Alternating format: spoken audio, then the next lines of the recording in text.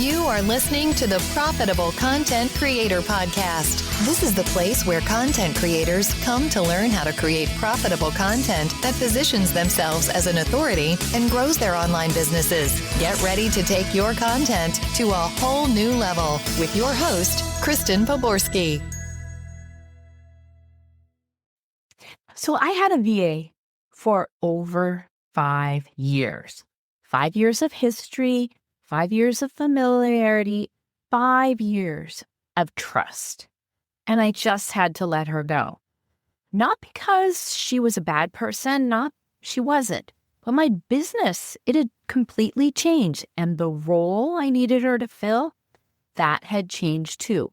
I'm not just running a coaching practice anymore or doing done-for-you services. I'm building an AI business team for my clients. The work has gotten more complex, more technical, more creative, and it requires judgment. My VA, she's really good at copy and paste, and that it used to be enough for me. I'm Kristen Poborsky. I help coaches, consultants, and course creators build AI business teams that actually run their operations. And what I'm about to show you is something I did on myself first. Because here's the thing. I had built a hiring tool for my clients. Months of work went into building this. And then I looked at my own situation and realized I was exactly the client I built it for. So today I'm going to share with you 3 things. First, why the real problem wasn't my virtual assistant. It was that I had never really updated her role and thought about how I really needed to be using her now versus when she started working with me 5 years ago. Exactly what was missing in my hiring process, all of it on paper. I'm going to share that with you. And thirdly, what happened when I used my own AI HR team on myself and built documents, 8 of them, in one single conversation with my AI assistant. And by the end, you're going to know whether or not you're winging it with your team and what you can do about it today. So let's start back with what that real problem is. See, here's what I kept telling myself.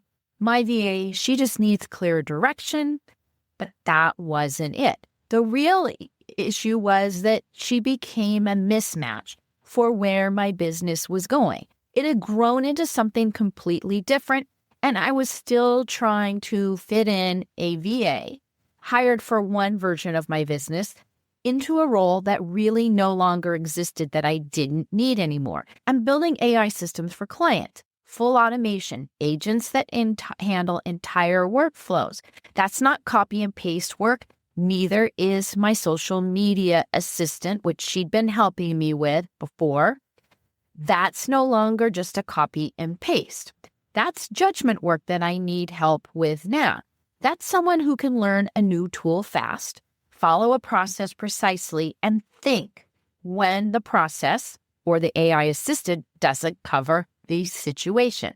So that's a completely different hire. And when I was looking at my current VA that I had, she wasn't capable of doing it. So here's what I had to sit with when thinking through it. I'm not just replacing a person. I was starting from scratch on my entire hiring process because my business, it looks like nothing like the last time it was 5 years ago when I hired her. I talk to business owners all the time who are in the same exact spot, just like me. The team members have been around for years. They're loyal. You feel guilty, but the business has moved on and they haven't. And the hardest part of this conversation isn't the conversation. The hardest part is realizing you never updated what the new role is supposed to be. And without that, they don't know. And you might find that your current person can still fit in that job, but you need a new role for it. Or you can immediately see, like I did, that current person, my VA, wasn't suited for what I needed her for. So I did something that a lot of business owners skip. I documented it. I didn't write it down. I got out my my voice recorder, I recorded exactly what I was thinking about and I wrote it, I got it all down. And what I found was a list of gaps that explained everything. So I put it right into my AI assistant and it showed me the gaps. And I was able to quickly see that what I had right now required a whole different person. Here's what the list looked like, okay? And I'm going to read this list to you so you can count how many of these sound like maybe what you're doing in your business right now. Okay, number one, I had no current job description. The role I had on paper didn't match what I actually needed anymore.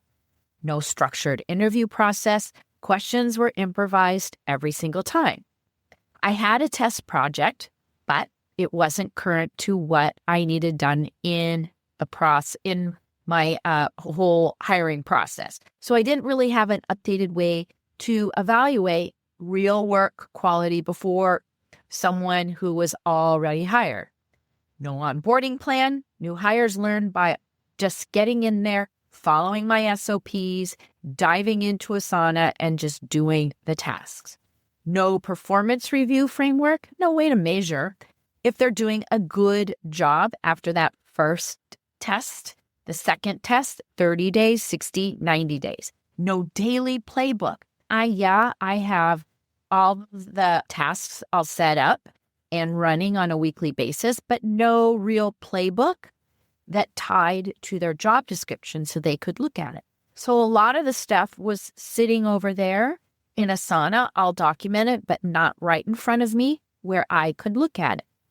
No weekly meeting structure. Check-ins were really just this and that via Asana.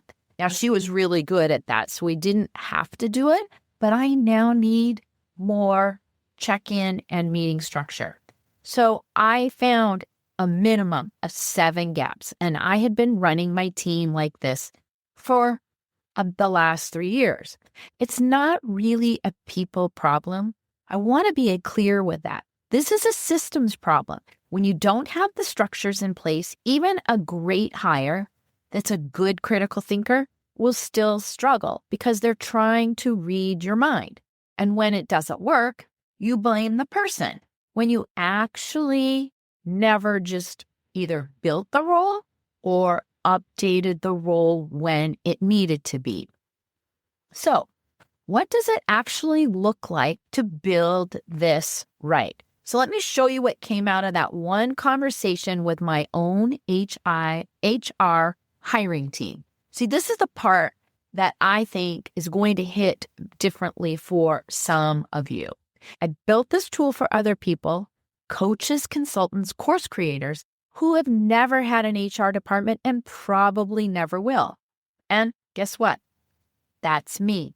So I used it, not as a demo, not as a test, but as an actual business owner who needed the actual documents because I had a real need. So I started with that voice note about what the role needed to look like. And out of that conversation, I built 8 documents. 1, a job description with real success metrics. So when I get someone who is looking for a job or somebody who's referred them, they have more than just a task list, but actual definitions of what it looks like. A job posting in 2 formats, a full LinkedIn version with built-in screening questions, and a short social version.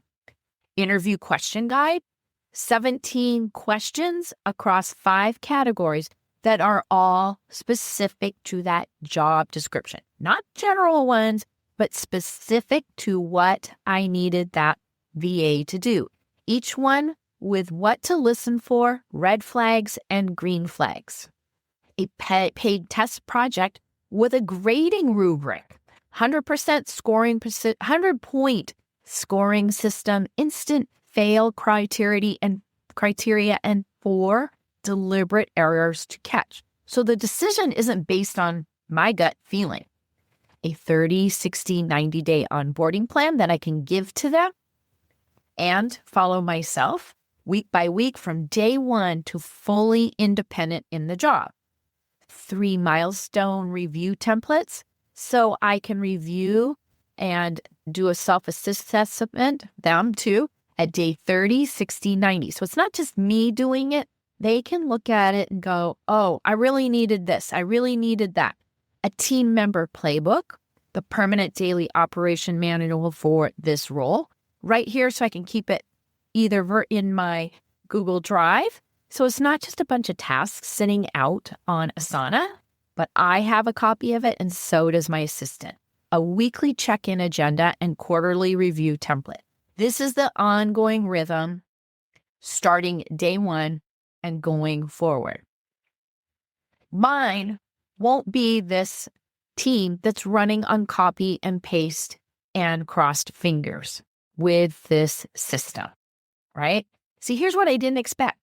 Building these documents was clarifying for me in a way that actually surprised me. Writing a job description with real success metrics forced me to decide what good actually looks like. Not reliable like the one I'd had, but social content batch delivered every Tuesday by noon, 100% of the time, without me being the bottleneck in all of it.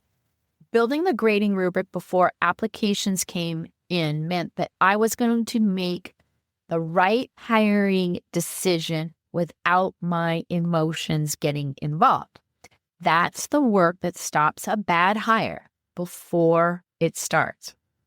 And here's the thing that most people, including myself, miss when they in a system like that. It's not like 5 separate things. Each document that I created connects to the next one. The job description feeds the posting.